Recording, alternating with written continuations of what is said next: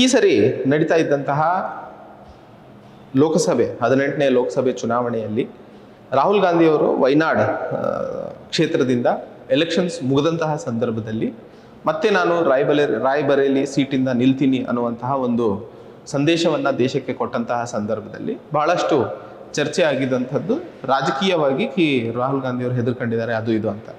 But ಅದು ನಮಗೆ ವಿಷಯ ಅಲ್ಲ. ನಮಗೆ ಎಕ್ಸಾಮಿನೇಷನ್ ಪಾಯಿಂಟ್ ಆಫ್ ವ್ಯೂ ಅಲ್ಲಿ ತಿಳ್ಕೊಬೇಕಾಗಿರುವಂಥದ್ದು, ಒಬ್ಬ ಕ್ಯಾಂಡಿಡೇಟ್ ದೇಶದ ಚುನಾವಣೆಗೆ ಸಂಬಂಧಿಸಿದಂತೆ ಎಷ್ಟು ಕ್ಷೇತ್ರಗಳಲ್ಲಿ, ಹೌ ಮೆನಿ ಕಾನ್ಸ್ಟಿಟ್ಯೂನ್ಸೀಸ್, ಎಷ್ಟು ಕ್ಷೇತ್ರಗಳಲ್ಲಿ ಪಾಲ್ಗೊಳ್ಳುವ ಅಥವಾ ಎಲೆಕ್ಷನ್ಗೆ ನಿಲ್ಲುವಂತಹ ಪ್ರಾವಧಾನಗಳನ್ನು ಒದಗಿಸಲಾಗಿದೆ ಅನ್ನುವಂಥದ್ದನ್ನು ಪ್ರಮುಖವಾಗಿ ನಾವಿಲ್ಲಿ ಚರ್ಚೆ ಮಾಡಬೇಕಾಗಿರುವಂಥದ್ದು. ಸೊ ಯಾವುದೇ ಎಲೆಕ್ಷನ್ಗೆ ಸಂಬಂಧಿಸಿದಂತೆ ಕಾನೂನಿನ ಬಗ್ಗೆ ಚರ್ಚೆ ಮಾಡಬೇಕಾದಂತಹ ಸಂದರ್ಭದಲ್ಲಿ ನಾವು ನೋಡುವಂತಹ ಕಾನೂನು ರೆಪ್ರೆಸೆಂಟೇಷನ್ ಆಫ್ ಪೀಪಲ್ಸ್ ಆ್ಯಕ್ಟ್ 1951. ಈಗ ಒಬ್ಬ ಕ್ಯಾಂಡಿಡೇಟ್ ಎಷ್ಟು ಕ್ಷೇತ್ರಗಳಲ್ಲಿ ನಿಲ್ಲಬಹುದು ಅನ್ನುವಂತಹ ವಿಷಯಕ್ಕೆ ಸಂಬಂಧಿಸಿದಂತೆ ಈ ಕಾನೂನಿನ ಅಡಿಯಲ್ಲಿ ಇರುವಂತಹ ಸೆಕ್ಷನ್ 33 ಸಬ್ ಕ್ಲಾಸ್ 7 ಮತ್ತು ಸೆಕ್ಷನ್ 70 ಬಗ್ಗೆ ನಾವು ಅರ್ಥೈಸ್ಕೊಳ್ಳಬೇಕಾಗಿರುವಂಥದ್ದು ಭಾಳ ಇಂಪಾರ್ಟೆಂಟು. ಬಿಕಾಸ್ ಮೇನ್ಸಲ್ಲಿ ಡೈರೆಕ್ಟಾಗಿ ಈ ಸೆಕ್ಷನ್ಸ್ನ ಕೊಟ್ಟುಬಿಟ್ಟು ನಿಮಗೆ ಇದ್ರ ಮೇಲೆ ಟಿಪ್ಪಣಿಯನ್ನು ಬರೀರಿ ಅಂತ ಹೇಳಿ ಕೇಳುವಂತಹ ಸಾಧ್ಯತೆಗಳು ಇರ್ತವೆ. ಆ ಒಂದು ಕಾರಣದಿಂದ ನೆನ್ಪಿಟ್ಕೊಳ್ಳಿ. ಹವರ್ ಭಾಳ ಫ್ಯಾಕ್ಚುಯಲ್ ಅವಶ್ಯಕತೆ ಇಲ್ಲ, ಬಟ್ ನೆನ್ಪಿಟ್ಕೊಂಡ್ರೆ ಉತ್ತಮ. ಸೊ ಸೆಕ್ಷನ್ 33 ಸಬ್ ಕ್ಲಾಸ್ 7 ಪ್ರಮುಖವಾಗಿ ದೇಶದಲ್ಲಿ ಯಾವುದೇ ಒಬ್ಬ ವ್ಯಕ್ತಿ ಲೋಕಸಭೆ ಚುನಾವಣೆಗೆ ಸಂಬಂಧಿಸಿದಂತೆ ಮಾತಾಡಿದಾಗ ಆ ವ್ಯಕ್ತಿ ಎರಡು ಸೀಟಿನಲ್ಲಿ ಅಭ್ಯರ್ಥಿಯಾಗಿ ನಿಲ್ಲುವಂತಹ ಪ್ರಾವಧಾನವನ್ನು ಒದಗಿಸಲಾಗಿದೆ. ಸೊ ಸೆಕ್ಷನ್ 33 ಸಬ್ ಕ್ಲಾಸ್ 7 2ಕ್ಕಿಂತ ಹೆಚ್ಚಿಗೆ ನಿಲ್ಲಂಗಿಲ್ಲ. So 2 Max. ನಾನು 4ರಾಗ ನಿಲ್ತೀನಿ, 5ರಾಗ ನಿಲ್ತೀನಿ ಅನ್ನುವಂಥದ್ದಿಲ್ಲ. ಆ್ಯಂಡ್ ಈ ಒಂದು ಬದಲಾವಣೆಯನ್ನು ಪ್ರಮುಖವಾಗಿ 1996ರಲ್ಲಿ ತಂದಿರುವಂಥದ್ದು. ಸೊ 1996ರ ಮುಂಚೆ ಪ್ರಮುಖವಾಗಿ ವ್ಯಕ್ತಿ ದೇಶದಲ್ಲಿ ಇರುವಂತಹ 543 ಕ್ಷೇತ್ರಗಳಲ್ಲೂ ಸಹ ಅಭ್ಯರ್ಥಿಯಾಗಿ ನಿಲ್ಲುವಂತಹ ವ್ಯವಸ್ಥೆಯನ್ನು ಒದಗಿಸಲಾಗಿತ್ತು. ಆದರೆ ಆ ಒಂದು ವ್ಯವಸ್ಥೆಯನ್ನು ಬದಲಾಯಿಸುತ್ತಾ 93ರಲ್ಲಿ ಈ ರೆಪ್ರೆಸೆಂಟೇಷನ್ ಆಫ್ ಪೀಪಲ್ಸ್ ಆ್ಯಕ್ಟ್ 1951 ತಿದ್ದುಪಡಿ ಮಾಡಿ 2ಕ್ಕಿಂತ ಹೆಚ್ಚಿನ ಸೀಟ್ಗಳ ಮೇಲೆ ಅವರು ನಿಲ್ಲೋ ಹಾಗಿಲ್ಲ ಅನ್ನುವಂತಹ ಒಂದು ಕಾನೂನನ್ನು ಮಾಡಲಾಯಿತು. ಆ ಒಂದು ಕಾನೂನಿನ ಲಾಭವನ್ನು ಇವತ್ತು ರಾಹುಲ್ ಗಾಂಧಿ ಆಗಿರ್ಬೋದು ಅಥವಾ ನರೇಂದ್ರ ಮೋದಿ ಆಗಿರ್ಬೋದು ಅಥವಾ ಇನ್ನಿತರ ನಾಯಕರು ಇದರ ಲಾಭವನ್ನು ಪಡ್ಕೊಳ್ಳೋದಕ್ಕೆ ಪ್ರಯತ್ನ ಪಡ್ತಾ ಇರುವಂಥದ್ದು. ಆ್ಯಂಡ್ 2ನೇ ಹಂತದಲ್ಲಿ ಸೆಕ್ಷನ್ 70ರ ಪ್ರಕಾರ ರೆಪ್ರೆಸೆಂಟೇಷನ್ ಆಫ್ ಪೀಪಲ್ಸ್ ಆ್ಯಕ್ಟ್ 1951 2 ಸೀಟಲ್ಲಿ ನಿಂತಹ ಅಭ್ಯರ್ಥಿ ಏನಾದರೂ 2 ಸೀಟಲ್ಲಿ ಗೆದ್ದರೆ 1 ಸೀಟನ್ನು ಖಾಲಿ ಮಾಡಬೇಕು ಅನ್ನುವಂತಹ ಪ್ರಾವಧಾನವನ್ನು ಅಥವಾ ಕಾನೂನನ್ನು ಸಹ ಮಾಡಲಾಯಿತು. ಸೊ 2 ಸೀಟಲ್ಲಿ ಗೆದ್ದಾರೆ ಅಂದ್ಕೊಳ್ಳೆ ನಾ 2 ಕಡೆ MP ಆಗಿ ಇರ್ತೀನಿ ಅನ್ನುವಂಥದ್ದು ಪ್ರಾವಧಾನ ಇಲ್ಲ. ಸೊ 1 ಸೀಟನ್ನು ಖಾಲಿ ಮಾಡಬೇಕು. ಆ್ಯಂಡ್ ಖಾಲಿ ಮಾಡಿದಂತಹ ಸೀಟನ್ನು ಮತ್ತೆ ಮುಂದಿನ 6 ತಿಂಗಳ ಒಳಗಡೆ ಬೈ ಎಲೆಕ್ಷನ್ಸ್ ಮಾಡಿ ಫಿಲ್ ಮಾಡಲಾಗುತ್ತೆ ಅನ್ನುವಂಥದ್ದು ನಿಮಗೆ ಗೊತ್ತಿರಬೇಕಾದಂತಹ ಮಾಹಿತಿ. ಸೊ ಎಷ್ಟು ಸೀಟಲ್ಲಿ ನಿಲ್ಲಬಹುದು ಅಂದರೆ ಕಾನೂನಾತ್ಮಕವಾಗಿ 2. ಆ್ಯಂಡ್ 2 ಸೀಟಿಂದ ಗೆದ್ದರೆ ಏನಾಗುತ್ತೆ, 1 ಸೀಟನ್ನು ಬಿಟ್ಕೊಡ್ಬೇಕು. ಆ್ಯಂಡ್ ಕೊಟ್ಟಂತಹ ಸೀಟಿಗೆ ಮುಂದಿನ 6 ತಿಂಗಳಲ್ಲಿ election commission of India by ಎಲೆಕ್ಷನ್ಸನ್ನು ಮಾಡಿ ಅದನ್ನು ತುಂಬಿಸುತ್ತೆ. ಸೊ ಇದು ಕಾನೂನು. ಆ್ಯಂಡ್ ಈ ಬದಲಾವಣೆ ಬಂದಿರುವಂಥದ್ದು 1996. ಇದಿಷ್ಟು ನೆನ್ಪಿಟ್ಕೊಳ್ಳಿ. ನೆಕ್ಸ್ಟ್ ಮುಂದಿನ ಹಂತದಲ್ಲಿ ಈ ಒಂದು ವಿಷಯಕ್ಕೆ ಸಂಬಂಧಿಸಿದಂತೆ ಅನಾಲಿಸಿಸನ್ನು ನೋಡಿದಾಗ ಗೋಪಾಲ್ ಸ್ವಾಮಿ ಅನ್ನುವಂತಹ ಒಂದು ಮಾಜಿ ಮುಖ್ಯ ಚುನಾವಣಾ ಅಧಿಕಾರಿ, ಚೀಫ್ ಎಲೆಕ್ಷನ್ ಕಮಿಷನರ್ ಅಂತ ಏನು ಕರಿತೀವೋ, ಸೊ ಮಾಜಿ ಚೀಫ್ ಎಲೆಕ್ಷನ್ ಕಮಿಷನರ್ ಈ 2 ಸೀಟಿನ ಪ್ರಾವಧಾನವನ್ನು ಏನು ಒದಗಿಸಲಾಗಿದೆಯೋ ಆ್ಯಕ್ಚುಲಿ ಇದನ್ನು ಬದಲಾಯಿಸಿ 1ಕ್ಕೆ ತರಬೇಕು. ಬಿಕಾಸ್ ಎಲೆಕ್ಷನ್ಸ್ ಮುಗಿತದ ನಾಳೆ. ಎಲೆಕ್ಷನ್ಸ್ ಮುಗಿದ ಮೇಲೆ ಬಹಳಷ್ಟು ಸೀಟುಗಳಲ್ಲಿ ಅಭ್ಯರ್ಥಿಗಳು 2 ಸೀಟಲ್ಲಿ ನಿಂತಹ ಕಾರಣಕ್ಕೆ ಗೆದ್ದಿದ್ರೆ ಇನ್ನೊಂದು ಸೀಟಿನಲ್ಲಿ ಅಥವಾ ಒಂದು ಸೀಟ್ ಏನು ಖಾಲಿ ಆಗುತ್ತೋ ಅದಕ್ಕೆ ಮತ್ತೆ ಎಲೆಕ್ಷನ್ಸಿಗೆ ಖರ್ಚು ಮಾಡಬೇಕು, ಮತ್ತೆ ಎಲೆಕ್ಷನ್ಸ್ಗಳು ನಡೆಸಬೇಕು, ಮತ್ತೆ ಚುನಾವಣಾ ಸಮಯ ಸಂದರ್ಭ ಹಾಗೆ ನಡೀತಾನೆ ಹೋಗುತ್ತೆ. ಸೊ ಈ ಪರಿಸ್ಥಿತಿಯನ್ನು ತೆಗೆದುಹಾಕುವಂತಹ ಕಡೆಗೆ ಈ 2 ಸೀಟ್ಗಳ ಪ್ರಾವಧಾನವನ್ನು ಏನು ಒದಗಿಸಲಾಗಿದೆಯೋ ಇದನ್ನು ಬದಲಾಯಿಸಿ 1 ಸೀಟಿಗೆ ಒಬ್ಬ ಅಭ್ಯರ್ಥಿ ನಿಲ್ಲುವಂತಹ ಕಾನೂನನ್ನು ದೇಶದಲ್ಲಿ ತರುವ ಅವಶ್ಯಕತೆ ಇದೆ ಅನ್ನುವಂಥದ್ದನ್ನು ತಮ್ಮ ಅಭಿಪ್ರಾಯವನ್ನು ತಿಳಿಸಿದ್ದಾರೆ. ಬಟ್ ಅಗೇನ್ ಅದು ಪಾರ್ಲಿಮೆಂಟಿಂದ ಆಗಬೇಕು. ಆ್ಯಂಡ್ ರಾಜಕೀಯ ನಾಯಕರು ಅದನ್ನು ಆಗಕ್ಕೆ ಬಿಡಲ್ಲ. ಬಿಕಾಸ್ ಲಾಭ ಅವರಿಗೆಲ್ಲ ಆಗ್ತಾ ಇರೋದು, ಸಾಮಾನ್ಯ ಜನರಿಗಲ್ಲ. ಸಾಮಾನ್ಯ ಜನರಿಗೆ ಅಂದರೆ ಆಗುತ್ತೆ ಆಗಲ್ಲ ಅಂತ ಚರ್ಚೆ ಮಾಡೋದಕ್ಕೆ. ಬಟ್ ಇಲ್ಲಿ ಆಗ್ತಾ ಇರುವಂತಹ ಲಾಭ ರಾಜಕೀಯ ನಾಯಕರಿಗೆ ಆಗಿರುವಂತಹ ಸಂದರ್ಭದಲ್ಲಿ ಆ ಒಂದು ಲಾಭವನ್ನ ಬಿಟ್ಕೊಡುವಂತಹ ಸನ್ನಿವೇಶ ಅಥವಾ ಸಾಧ್ಯತೆ ಬಹಳ ಕಮ್ಮಿ ಇರುವಂಥದ್ದು. ಸೊ ಆ ಒಂದು ನಿಟ್ಟಿನಲ್ಲಿ ಅದು ಆಗಲ್ಲ. ಎರಡನೇ ಹಂತದಲ್ಲಿ ಯಾವುದೇ ಚುನಾವಣೆಗೆ ಸಂಬಂಧಿಸಿದಂತೆ ಪಾಲ್ಗೊಳ್ಳಲು ಬೇಕಾದಂತಹ ವಯಸ್ಸು ಮತ್ತು ಕಂಡೀಷನ್ ಏನು ಅನ್ನುವಂಥದ್ದು. ಈಗ ಉದಾಹರಣೆಗೆ ವಯನಾಡಲ್ಲಿ ರಾಹುಲ್ ಗಾಂಧಿ ನಿಂತರು, ಕೇರಳದಲ್ಲ ಇತ್ತದು. ರಾಯ್ಬರೇಲಿಯಲ್ಲಿ ನಿಲ್ಬೇಕು ಅನ್ಕೊಂಡ್ರು, ಈಗ ಅಮೇಠಿಯಿಂದ ನಿಲ್ತಿದ್ದಾರೆ ಅನ್ಸುತ್ತೆ, ಅದು ಯು ಪಿಯಲ್ಲಿದೆ. ಗುಜರಾತಲ್ಲಿ ನರೇಂದ್ರ ಮೋದಿ ಅವರು ನಿಂತರು, ಅದಾದ ಮೇಲೆ ಮತ್ತೆ ಹೋಗಿ ಯು ಪಿ ವಾರಾಣಸಿ ಇಂದ ಮತ್ತೆ ನಿಲ್ತಿದ್ದಾರೆ. ಹೀಗೆ ದೇಶದ ಯಾವ ಭಾಗದಲ್ಲಾದರೂ ನಿಲ್ಲಬಹುದಾ ಅನ್ನುವಂತಹ ಮಾತನ್ನ ಕೇಳಿದಾಗ, ಮೊದಲನೇದಾಗಿ ಸ್ಟೇಟ್ ಅಸೆಂಬ್ಲೀಸಿಗೆ ಸಂಬಂಧಿಸಿದಂತೆ ಮಾತಾಡಿದಾಗ, ಅಂದರೆ ವಿಧಾನಸಭೆಗೆ ಸಂಬಂಧಿಸಿದಂತೆ ಚುನಾವಣೆಗಳು ನಡೀತಾ ಇದ್ದಂತಹ ಸಂದರ್ಭದಲ್ಲಿ ರಾಜ್ಯದ ಒಂದು ವೋಟರ್ ಲಿಸ್ಟ್ನಲ್ಲಿ ನಮೂದಾಗಿರುವಂತಹ ವ್ಯಕ್ತಿಗಳು ಮಾತ್ರ ವಿಧಾನಸಭೆ ಚುನಾವಣೆಯನ್ನು ನಿಲ್ಲಲು ಪ್ರಾವಧಾನವಿರುವಂಥದ್ದು. ಸೊ ಕರ್ನಾಟಕ ರಾಜ್ಯದ ಒಂದು ಎಲೆಕ್ಷನ್ಸಿಗೆ ಪಾಲ್ಗೊಳ್ಳಬೇಕು, ಕರ್ನಾಟಕ ಎಲೆಕ್ಷನ್ಸ್ ಅಥವಾ ಕರ್ನಾಟಕ ವಿಧಾನಸಭೆಗೆ ಅಂತಂದಾಗ ಆ ಒಂದು ರಾಜ್ಯದ ಅಥವಾ ಕರ್ನಾಟಕ ರಾಜ್ಯದ ಎಲೆಕ್ಷನ್ ಪಟ್ಟಿಯಲ್ಲಿ ಇರುವಂತಹ ಹೆಸರುಗಳು ಮಾತ್ರ, ಹೆಸರಿನ ಅಭ್ಯರ್ಥಿಗಳು ಮಾತ್ರ ಆ ಒಂದು ಎಲೆಕ್ಷನ್ಗೆ ನಿಲ್ಲೋದಕ್ಕೆ ಸಾಧ್ಯ. ಆದರೆ ಲೋಕಸಭೆಗೆ ಸಂಬಂಧಿಸಿದಂತೆ ಮಾತಾಡಿದಾಗ ದೇಶದ ಯಾವುದೇ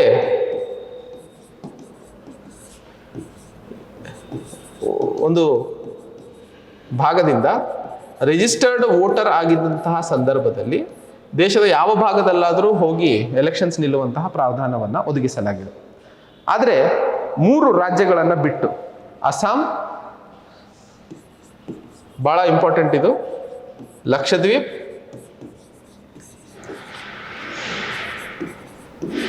ಮತ್ತು ಸಿಕ್ಕಿಂ. ಸೊ ಈ 3 ರಾಜ್ಯಗಳನ್ನು ಬಿಟ್ಟು ದೇಶದ ಯಾವ ರಾಜ್ಯದಲ್ಲಾದರೂ ಹೋಗಿ ಎಲೆಕ್ಷನ್ಸ್ ನಿಲ್ಲುವಂತಹ ಪ್ರಾವಧಾನ ಮತ್ತು ಕಾನೂನಾತ್ಮಕ ಅಧಿಕಾರವನ್ನು ಒದಗಿಸಲಾಗಿದೆ. ಸೊ ದಯವಿಟ್ಟು ಇದನ್ನ ನೆನ್ಪಿಟ್ಕೊಳ್ಳಿ. ಬಿಕಾಸ್ ಎಲ್ಲಾದರೂ ಹೋಗಿ ನಿಲ್ಬೋದಾ? ಇಲ್ಲ. ಅಸ್ಸಾಮು, ಲಕ್ಷದ್ವೀಪ್ ಮತ್ತು ಸಿಕ್ಕಿಂ ಭಾಗಗಳನ್ನು ಬಿಟ್ಟು ನೀವು ದೇಶದಲ್ಲಿ ಯಾವ ಭಾಗದಲ್ಲಾದರೂ ಹೋಗಿ ಎಲೆಕ್ಷನ್ಸಿಗೆ ನಿಲ್ಲುವಂತಹ ಅಧಿಕಾರವನ್ನು ಒದಗಿಸಲಾಗಿದೆ. ಅದು ಒಂದು ಇಂಪಾರ್ಟೆಂಟು. ಓಕೆ, ನೆಕ್ಸ್ಟ್ ಏಜ್ ಬಗ್ಗೆ ಮಾತಾಡಿದಾಗ, ನೀವೇನಾದರೂ ಲೋಕಸಭೆ ಅಥವಾ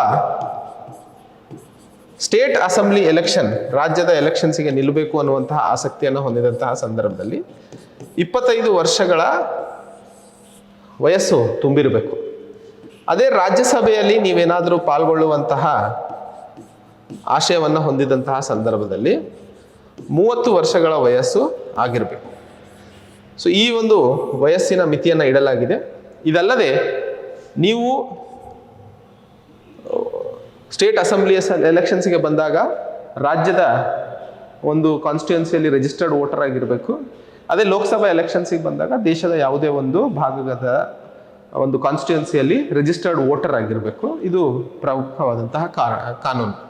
ಮತ್ತು ನೀವು ಭಾರತೀಯ ನಾಗರಿಕನಾಗಿರಬೇಕು, ಸಿಟಿಸನ್ ಆಫ್ ಇಂಡಿಯಾ. ಇಷ್ಟು ಪ್ರಾವಧಾನಗಳನ್ನು ಸ್ಯಾಟಿಸ್ಫೈ ಮಾಡಿದಂತಹ ಸಂದರ್ಭದಲ್ಲಿ ನೀವು ಎಲೆಕ್ಷನ್ಸಿಗೆ ನಿಲ್ಲಲು ಅರ್ಹರಾಗ್ತೀರ. ಹಾಗೆ ನೋಡಿದರೆ ದೇಶದಲ್ಲಿ ಇವತ್ತು UPSCಗೆ, PSIಗೆ, PDOಗೆ ಅಥವಾ ಇನ್ಯಾವುದಾದ್ರೂ ಸರ್ಕಾರಿ ನೌಕರಿ ತಗೊಂಡಂತಹ ಸಂದರ್ಭದಲ್ಲಿ 10 ಲಕ್ಷ, 5 ಲಕ್ಷ, 9 ಲಕ್ಷ ಈ ರೀತಿಯ ಅಪ್ಲಿಕೇಶನ್ಸ್ಗಳನ್ನು ಹಾಕ್ತಿರೋದನ್ನು ನಾವು ನೋಡ್ತೀವಿ. ಸೊ ಸರ್ಕಾರಿ ನೌಕರರಿಗೆ ಬಹಳಷ್ಟು ಡಿಮಾಂಡ್ ಇರುವಂಥದ್ದು ನಮಗೆ ಗೊತ್ತಾಗುತ್ತೆ.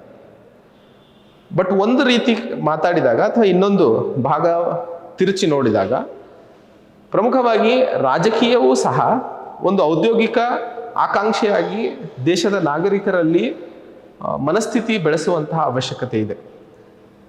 ಬಿಕಾಸ್ ಒಂದು ಸರಿ ನೀವು ಒಬ್ಬ MLAನೋ ಅಥವಾ ಒಬ್ಬ ZP ಮೆಂಬರು ಅಥವಾ ಒಬ್ಬ TP ಮೆಂಬರು ಅಥವಾ ಒಬ್ಬ ಗ್ರಾಮ ಪಂಚಾಯಿತಿ ಮೆಂಬರು ಯಾವುದೇ ಒಂದು ಭಾಗದಲ್ಲಿ ಒಬ್ಬ ವಿದ್ಯಾವಂತ ಅಭ್ಯರ್ಥಿ ಒಂದು ಸ್ಥಾನವನ್ನು ಗ್ರಹಣೆ ಮಾಡಿದಂತಹ ಸಂದರ್ಭದಲ್ಲಿ ಆಗುವಂತಹ ವ್ಯತ್ಯಾಸಕ್ಕೂ ಮತ್ತು ಅವಿದ್ಯಾವಂತರು ಅಥವಾ ಅಧಿಕಾರ ಮತ್ತು ಶಕ್ತಿಯ ಪ್ರದರ್ಶನ ಮಾಡಲು ಒಂದು ಸ್ಥಾನವನ್ನು ಗ್ರಹಣೆ ಮಾಡ್ತಾ ಇರುವಂಥವರಿಗೂ ಅವರು ಮಾಡೋ ಕೆಲಸಕ್ಕೂ ಬಹಳ ವ್ಯತ್ಯಾಸ ಇರುತ್ತೆ.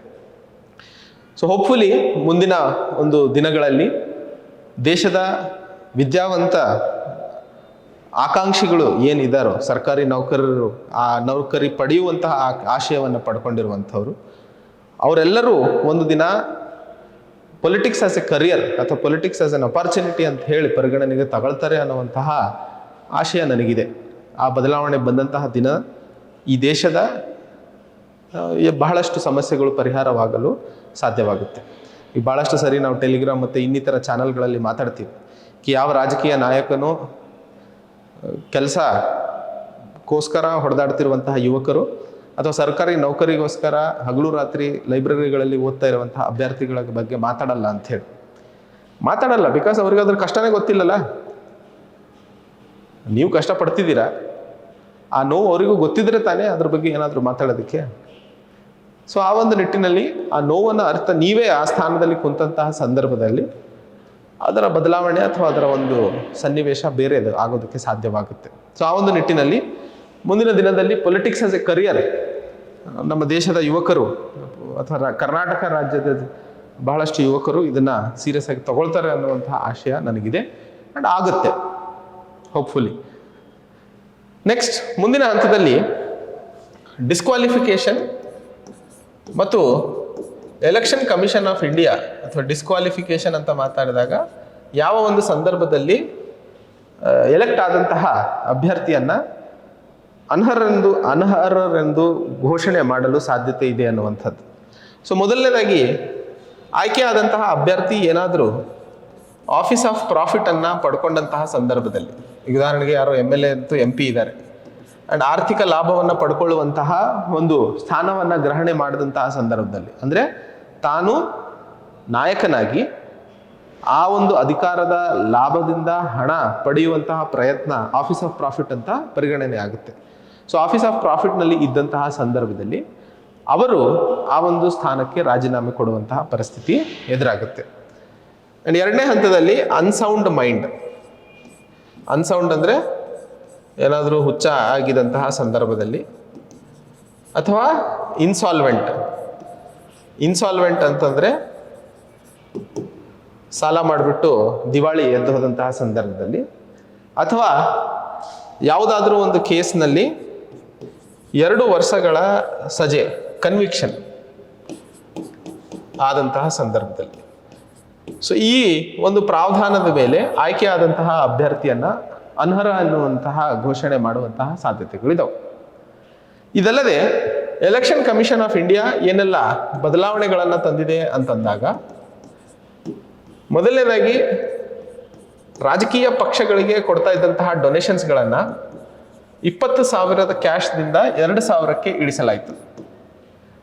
ಇದಲ್ಲದೆ 2018ರಲ್ಲಿ ಎಲೆಕ್ಟ್ರಲ್ ಬಾಂಡ್ಸ್ ಕಾರ್ಯಕ್ರಮವನ್ನು ಭಾರತ ಸರ್ಕಾರ ಕ್ಯಾಶ್ ಡೊನೇಷನ್ಸನ್ನು ಕಡಿಮೆ ಮಾಡುವಂತಹ ನಿಟ್ಟಿನಲ್ಲಿ ತಂದಿತ್ತು. ಆದರೆ 2024ರಲ್ಲಿ ಸರ್ವೋಚ್ಚ ನ್ಯಾಯಾಲಯವು ಈ ಎಲೆಕ್ಟ್ರಲ್ ಬಾಂಡ್ಸನ್ನು ಅಸಂವಿಧಾನಿಕ ಅಂತ ಪರಿಗಣನೆಗೆ ತಗೊಳ್ತಾ ಅದನ್ನು ಹೊಡೆದಾಕಿರುವಂಥದ್ದು. ಇದಲ್ಲದೆ ಎಲೆಕ್ಷನ್ಸ್ಗಳ ಸಂದರ್ಭದಲ್ಲಿ ಬ್ಯಾಂಕ್ಗಳು ಹಣವನ್ನು ರಾತ್ರಿ ಸಮಯದಲ್ಲಿ ಸಾಗಾಟ ಮಾಡೋ ಹಾಗಿಲ್ಲ.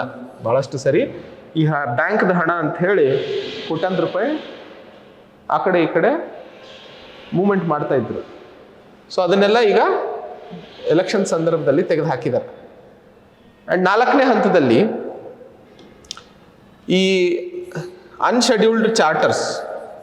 ಸೊ ರಾಜಕೀಯ ನಾಯಕರು ಭಾಳಷ್ಟು ಸರಿ ಪ್ಲೇನ್ಗಳನ್ನು ಬಳಸ್ತಾ ಇದ್ರು ಹಣ ಮತ್ತು ಹೆಂಡವನ್ನು ಆ ಒಂದು ಭಾಗದಿಂದ ಇನ್ನೊಂದು ಭಾಗಕ್ಕೆ ಒಯ್ಯೋದಕ್ಕೆ. ಸೊ ಅನ್ಶೆಡ್ಯೂಲ್ಡ್ ಚಾರ್ಟರ್ಸ್ಗಳನ್ನು ಸಹ ಅವಕಾಶ ಮಾಡಿಕೊಟ್ಟಿಲ್ಲ. So election commission of India ತನ್ನ ಪ್ರಯತ್ನವನ್ನು ಸಕಾರಾತ್ಮಕವಾಗಿ ಹಾಗೂ ಪರಿಪೂರ್ಣತೆಯಿಂದ ಪ್ರಯತ್ನ ಪಡ್ತಾ ಇದೆ ದೇಶದಲ್ಲಿ ಫ್ರೀ ಮತ್ತು ಫೇರ್ ಎಲೆಕ್ಷನ್ಸನ್ನು ನಡೆಸುವಂತಹ ವಿಷಯಕ್ಕೆ ಸಂಬಂಧಿಸಿದಂತೆ. ಆದರೆ ಆ ಒಂದು ಪೂರ್ಣ ಪ್ರಮಾಣದ ಫ್ರೀ ಮತ್ತು ಫೇರ್ ಅನ್ನುವಂಥದ್ದು ತರೋದಕ್ಕೆ ಸಾಧ್ಯ ಆಗಿಲ್ಲ ಇದುವರೆಗೂ. ಬಟ್ ಮುಂದಿನ ದಿನಗಳಲ್ಲಿ ಆಗುತ್ತೆ. ಯಾಕಂದರೆ ಯಾವುದೇ ಬದಲಾವಣೆ ಅನ್ನುವಂಥದ್ದು ಸಮಯದ ಅನುಗುಣವಾಗಿ ಆಗುವಂಥದ್ದು, ಸಡನ್ನಾಗಿ ಯಾವುದು ಹೊಸ ಪ್ರಪಂಚ ಸೃಷ್ಟಿ ಆಗಲ್ಲ. ಸೊ ಆ ಒಂದು ನಿಟ್ಟಿನಲ್ಲಿ ಮುಂದಿನ ದಿನ ಈ ಒಂದು ಬದಲಾವಣೆ ಹಾಗೂ ದೇಶದ ಪ್ರಜಾಪ್ರಭುತ್ವ ವ್ಯವಸ್ಥೆಯನ್ನು ಉಳಿಸ್ಕೊಂಡು ಹೋಗುವಂತಹ ಕಡೆಗೆ ನಾವೆಲ್ಲರೂ ಒಂದಾಗಿ ಕೆಲಸ ಮಾಡ್ತೀವಿ ಅನ್ನುವಂತಹ ನಂಬಿಕೆ ಹಾಗೂ ಒಂದು ಪ್ರಬಲವಾದಂತಹ ಆಶಯ ಇದೆ ಅಂತ ಹೇಳ್ತಾ ಇವತ್ತಿನ ಈ ಒಂದು ಸಂಚಿಕೆಯನ್ನು ಇಲ್ಲಿಗೆ ಮುಗಿಸ್ತೇನೆ. ಮತ್ತೆ ಹೊಸ ಸಂಚಿಕೆಯಲ್ಲಿ ಹೊಸ ವಿಷಯಗಳನ್ನು ಚರ್ಚೆ ಮಾಡಲು ಭೇಟಿಯಾಗೋಣ. ಅಲ್ಲಿಯವರೆಗೆ ಜೈ ಹಿಂದ್, ಜೈ ಕರ್ನಾಟಕ.